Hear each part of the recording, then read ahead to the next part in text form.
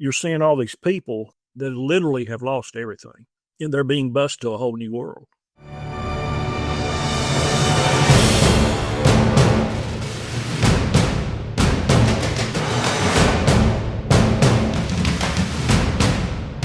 Welcome to Stars of Service on Queen City News Plus. I'm your host, Brian Christensen. I served in the Air Force for 20 years, and I have a passion for telling veteran stories. Stories of resilience, stories of courage, especially those of how the human spirit can survive in such harsh conditions. Every veteran has a story. Gentlemen, thank you so much for coming today. My pleasure. 20 years ago. I can't believe it was 20 years ago. I can't either. Where were you when you got the call? So I was sitting at my office at RJ Reynolds Tobacco Company. And my boss, who is a longtime supporter, I was with the Guard when I started with Reynolds. It had been 20 plus years. And my boss was actually involved with me. I was under his purview when Hurricane Floyd hit, and he was a huge supporter. In fact, his daughter was down at East Carolina at the time, and he actually came down and visited where we had a supply distribution point set up at Hurricane Floyd just to kind of see what I did, because we always talked about it. So I was walking by that day, I was walking by his office, and he called me and said, "Hey man, this Katrina thing, you guys going to get called out?" I'm like, "Nah." I said, what reason one, this is prime hurricane season for North Carolina. This is the time, and they're going on right now. And I said, two, we're not fully qualified. I'm like, we had gone through what was called the initial training to be qualified in June. I just gotten promoted and finished War College in June, got promoted, took command of the brigade. We took everybody to Camp Pickett, Virginia, and went through a series of qualification tasks, both individual and collective, that meaning the whole unit. And we finished that part, but the last part, and it was tough, but we were successful across the board. The last part of being purely qualified as a quick reaction force, QRF, you had to do this thing called an EDRI, Emergency Deployment Readiness Exercise. It's a no-notice call-in where they call the QRF and they say, "Hey, you got this thing going on. You got 24 hours to get to the armory. Then you're going to get your order about where to go." And it's they run you through the mill for about 3 days, and you go through and you get evaluated on your ability to respond, to do the tasks you were trained to do that we had certified on, and then get checked off, said you had done the EDRI. And we were in the planning phases for that. And I've been talking to the chief of staff for the Guard and trying to get a date lined up. And, so I told my boss, I said, "Well, we get the first part of the training done, but we hadn't done the EDRI, so we're really not." Now, what is EDRI, real quick? Emergency Deployment Readiness Exercise, yeah. It's like they put you in the chute and check you out, basically, as a QRF, as a quick reaction force. So I said, we haven't done the EDRI, so we're really not qualified. And I said, the other thing is it's in Louisiana. I said, we have these things called, the state, North Carolina Guard has these things called EMACs, Emergency Management Assistant Contracts, with neighboring states like South Carolina and Virginia, maybe Tennessee, that says, if you have a disaster, we will help you with our QRF. But we sort of didn't have anything with Louisiana. Right. So I said, nah. I said, it's a bridge too far for us. Go back to my desk. 20 minutes later, they call me from Joint Force Headquarters and says, "Hey, Ken, guess what? QRF's being mobilized for Katrina." I'm like, "You gotta be kidding me." So that started the whole thing. Oh, wow. I was there at Joint Force Headquarters, and the chief of staff actually walked in and said, "What are you guys doing?" And we started to say, "Sir," or something, and he cut us off. "Go ahead and start packing your bags. You guys are going to Louisiana." And I remember thinking, oh my gosh, this is real. I've never deployed for state duty for anything. And to be told you're going, there's a lot of pressure there. Colonel, where were you? What were you doing when that happened? I was in a school in Edneyville, North Carolina, which is near Hendersonville at the North Carolina Justice Academy West. And we were almost done with that school. The storm had passed not too long before that. And the instructor came in and he said, you got to call somebody with a guard right now. So I contacted my unit, which was in Morrisville. That unit was a rear operations center. Basically, large scale planning and battle assessment. Its wartime use would be a rear operations center for the 18th Airborne Corps. So I was contacted, and the unit was not mobilized. Two of us were mobilized, myself and at that time Lieutenant Colonel John Bird, who I'd known from my teenage years. So I had to leave from up there. I was glad I'd gotten gas the day before because they were rationing gas, and I still had to drive a vehicle all the way back to Greensboro. And meantime, I'm on the cell phone talking to my kids who are getting my bags ready to pack. So I got home. I was home less than an hour, and then they dropped me off at the Greensboro Armory. What do you remember about the being there at the Greensboro Armory? There was a little bit of uncertainty based on aircraft availability. And at first, I think we're initially going to leave that night or sometime during the night. And then it changed to we were going to leave the next morning. And I live in Greensboro. That was where I did at that time. And I worked in local law enforcement. So most of the places we were dealing with locally and everything was very familiar to me. So I remember because I was in the Air Guard, different from you all. They had to cut a different set of orders and a little bit of different, some different schematics there and whatnot. But I had to drive from Raleigh back to Charlotte to because we were on state active duty, and because everything changed after, of what I understand, for South Florida, for the hurricane that happened before that, and how everyone carries a weapon. And so I had to go to the Air National Guard to go pick up a 9mm and then drive back to Greensboro and ended up meeting you guys. I guess it was early in the morning on the day that we were heading out. And I think everyone was getting immunizations at that point. We got a lot of stuff. Yeah. We would have loaned your weapon. What? We would have loaned your weapon. Sake. Sure. Let's see if this Air Force guy can actually qualify first, right? We're going to take a quick break, but then we're going to talk about how we got to Louisiana. We'll be right back. Welcome back to Stars of Service. I'm Brian Christensen. We're joined again with Lieutenant Colonel Tim Parker and General Ken Beard. Gentlemen, the morning that we left from Greensboro, we boarded 3 C-130s from the North Carolina Air Guard out of Charlotte. What was our plan at that time? We were on 3 C-130. I think it was 3. There's 1, 2, and 3. Okay. I literally just counted on the screen. Our plan was to get our quick reaction force to Louisiana, make contact with the higher headquarters that was in control of the situation at the time, receive our assignment, and engage. Basically, that was what we were supposed to do. So, pulling up some of the pictures here, we arrived in Alexandria, Louisiana. I think it's an old Air Force base, and I remember being there on the flight line for a few hours. Do you either of you remember how long that was? Way too long. We were trying to find someone that was going to be able to give us an assignment as quickly as possible. I think the total force size was 255 folks.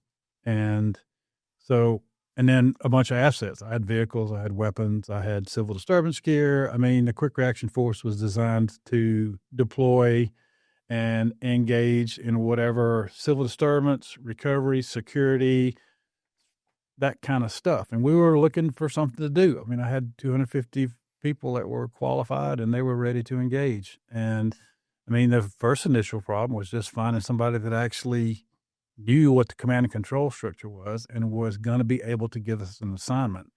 And Tim, I can't remember. We went somewhere local to that Air Force base and they were having a coordination meeting.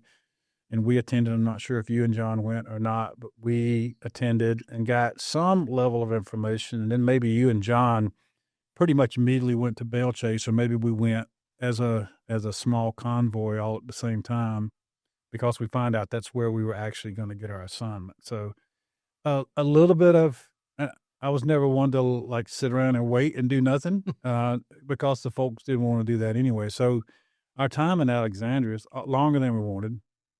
But the other thing was we took as many as we could on aircraft to get them down there as quickly as possible, Right. to engage as quickly as possible. They needed us. A hurricane hit and made, devastating flood damage.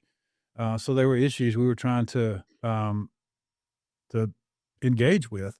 But the other issue I had was, guess what? I had two companies, three really, of vehicles that had to get down there, and they Right. couldn't fit on a C-130. No. So, bless his heart, Captain Rapp, who was my headquarters battery commander at the time, was designated convoy commander to bring that convoy from North Carolina to Louisiana. And bless his heart, he did a great job, but it was a long, very long haul for the folks that were on that convoy. So I had part of my force down there, but I was still waiting on the rest of the assets, which, I had weapons, I had civil disturbance gear, I had all the unit supplies, all that stuff was still en route.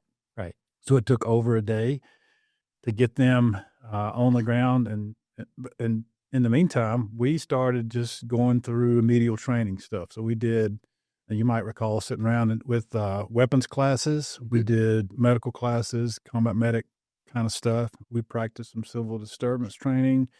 It was all just to fine tune our skills and make sure we're ready to accept the mission. And when we got it, just get out there and go about doing business. Now, Colonel Parker, when you were, you went to, was it Bell Chase? Yes. Right. And you were just you were that extra link that we needed between our unit and National Guard Bureau or whoever was actually in charge there. Talk a little bit about that whole dynamic. Yes. We had an opportunity to really talk to a lot of the lead folks down with the Louisiana National Guard within that first couple of weeks. So we got some insight as to what happened even before we got there. If I can just share for a moment that General Blum was down there a lot earlier than people thought. And he was the chief of the National Guard Bureau. Chief of the National Guard Bureau. I had a time-stamped photograph of him in the Superdome on the first day of September. So that was kind of surprising. But they had met there. And that picture, by the way, is the leadership with him and General Landreneau and the other key leaders of the Louisiana National Guard were starting to do a concept of relief. And one of the sergeant majors that were there said they're actually using a magic marker and putting it on an MRE box where your meals come in. So I say that to say this. Up to the point we're even in Louisiana, you've had a catastrophic event. It's destroyed all the infrastructure and the supporting infrastructure, which also means relief infrastructure. When we're leaving Alexandria, we get down to as far as Lafayette and more especially Baton Rouge. From there on into New Orleans, the only fuel that was being pumped out was for responding law enforcement, emergency vehicles, responding military vehicles. But General Blum actually sent that message out to all the National Guard units in the lower 48 and said, start this way. And they did. So you've got National Guard troops under state orders that had been sent, and I had a breakdown in one of my files, but essentially they're rolling with wheels from every state below the Canadian line. So everybody's trying to get there, everybody's trying to get that job. And actually the first relief mechanisms into the greater New Orleans area, when Colonel Byrd and I went out on that first day of assessments, we're going just to figure out where everybody's actually ended up and what kind of infrastructure they have. From that point, you got to set up for food. Not only do you have the response going in of the relief workers, but you've got a city of 1 million people that's evacuating. So the dynamic is going in and is coming out, and it's overwhelming. I mean, the country never seen it, but I don't think the world had ever seen a response within a country even close to that. And I think the first unit we come up on over in what they called the warehouse district to the west there of that bridge, um, Oklahoma had a brigade headquarters there. And uh, that was commanded by a general officer at that time. And of course, he wanted to speak to us, and we were speaking to some of the staff. And then the radio started breaking, and they had some of their troops on trucks working with law enforcement in the city, and a gunfight broke out. And so everything come to a pause. They did their business, and then they come back to us. But the downtown was very hectic. Helicopters still flying over. Of course, they're still doing water rescues. You can see smoke from fires. The fire department has no way to put out fires. The water, you're in a flood, but you don't have water. Imagine that. But gas lines that were broken, once they come back on, they might be ignited. And I mean, it was a horrible thing seeing a city that big that was just completely vulnerable at that point. Yeah, I remember the trip in. You probably do too, Brian. When we got onto I-10, just as you started to get into the city proper, just like Tim said, the city was the one that took the damage. The stuff south that just went by that, breached the levees, and then came right into the city. And I recall so vividly getting on I-10, and actually we stopped and just looked around, and there was nothing but rooftops, if you could even see rooftops. Right. And there was a Coast Guard boat just driving around, tooling around in the neighborhoods, trying to find people and, rescue animals and that kind of thing. And, once we got through that and we're headed to Belle Chase itself, and I'll never forget riding through those intersections. One of the most telling things was the intersections were barricaded with sandbags, and there were police vehicles there, and it was for protection of law enforcement. So you can imagine that disaster and that level of chaos and danger that existed on the streets at that time, that you had to barricade. The police had to barricade themselves behind sandbags. New Orleans is evacuated. People had left. This is a week into our about 2-week deployment that we were there.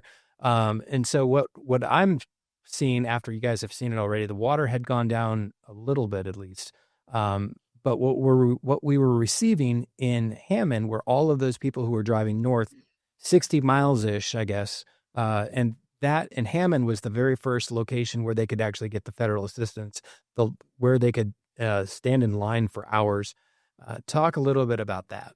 Yeah, you recall there were a couple of distribution sites set up in buildings. I don't recall what type buildings there were. I think like community or parish buildings. And they were set up for the sole purpose of distributing tickets that they could then take to places and get. They literally had to wait in line for a ticket.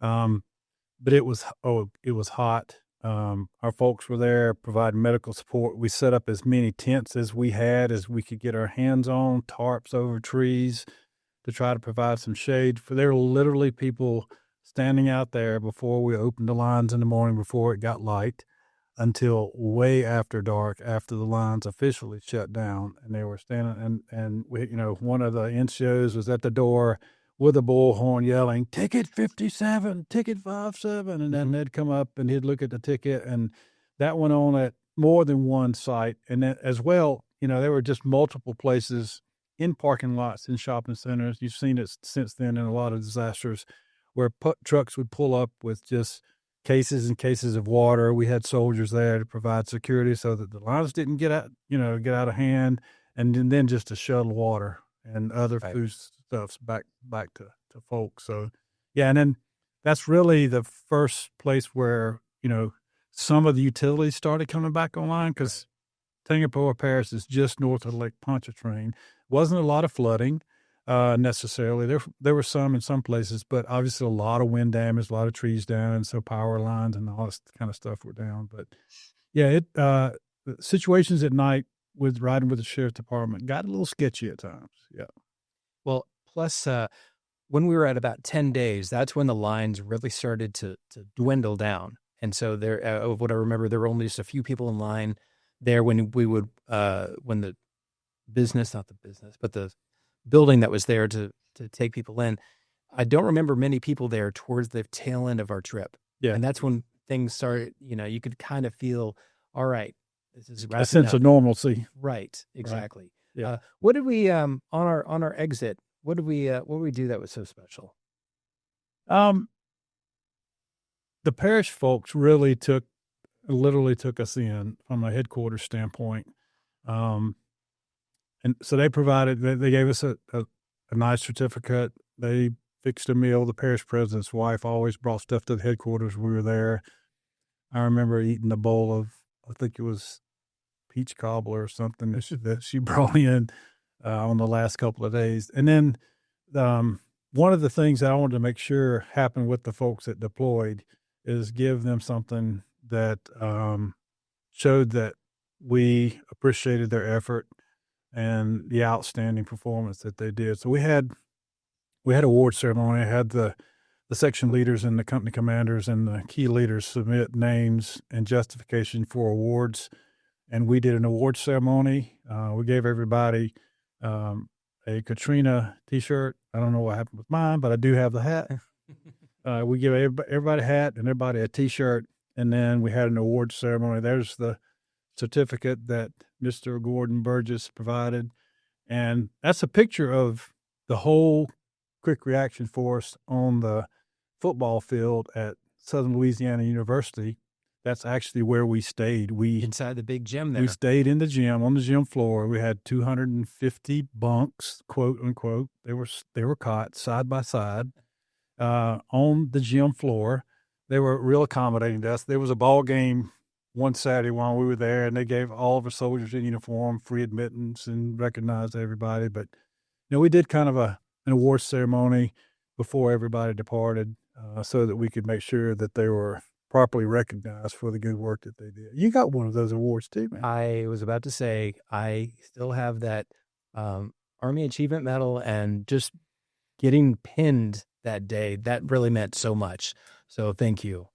And actually, General, you've got a program you do off the side. Talk to us about that. Yeah, it's really nothing I do. I help with it. There's a group called Foothills Veterans Helping Veterans. It's a 501c3 nonprofit that's really headquartered out of Catawba County in Hickory. And it's been in the works since 2011. I think it started as a veterans advocacy group, but a few years ago they started, they're all about helping veterans. They don't take any federal assistance. It's all through donations by individuals or corporations. And they're all about helping veterans, from housing to food to legal assistance. You name it. They answer all kinds of requests. One of the things they started doing, I think it's been 9 years or so ago, is doing what's called a Sting Down. So it's a venue where they bring veterans in. Any veteran is allowed to come in. As long as you can show something that says you're a veteran, you're allowed to come in. We bring in resource providers, some vendors, and we're able to talk to them, provide them goods and services and supplies. Last year, we do 2 a year. We do one in the spring, one in the fall. One in the spring is in Catawba County and Hickory. The one in the winter is actually in Caldwell County at J.E. Broyhill Center. This year's is November the 13th from 9 to 2. If you're in the area, we'd love to have you come by. We have service last year. The spring stand down, you had about 268, I think, serviced. And then the winter stand down, we were just about 275. So we want to increase those numbers, provide them opportunities. We have what we call, and all veterans are familiar with this, what's called a supply room, where we give boots in the wintertime. It's season appropriate stuff like boots and socks and scarves and hats and food and all that kind of stuff. But it's all about servicing veterans, and we would love to see the veterans in the area. You're hearing this, please seek out one of those stand downs and come join us. We'll do what we can to take care of you. Thanks for watching Stars of Service on Queen City News Plus. We'll see you next time.